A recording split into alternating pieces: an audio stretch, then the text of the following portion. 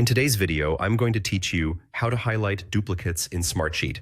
We'll work with a simple sheet that has 3 columns: department, employee, and duplicates.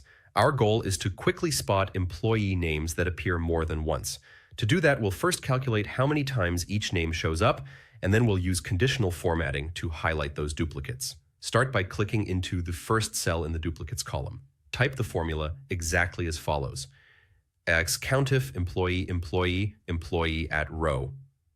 The part before the comma, employee, tells Smartsheet to look through the entire employee column.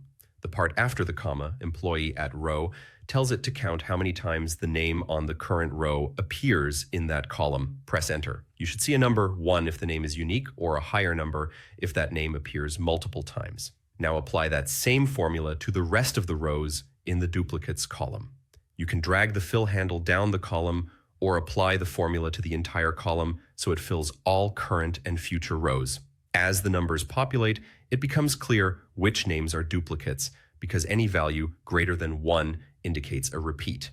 Next, let's highlight those duplicates visually using conditional formatting. Open the conditional formatting panel and add a new rule.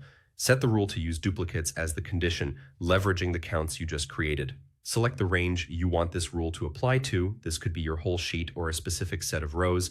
And, if needed, define custom criteria so the rule targets entries with duplicate counts. Choose a format style like a fill color so the duplicates stand out clearly. Click OK and you'll see the duplicate entries highlighted based on the rule you set. If you only want the employee names themselves to be highlighted, not the entire row, just edit that same rule. Change the apply to range so it targets only the employee column rather than all columns. Confirm your changes, and now only the cells in the employee column with duplicates will be highlighted.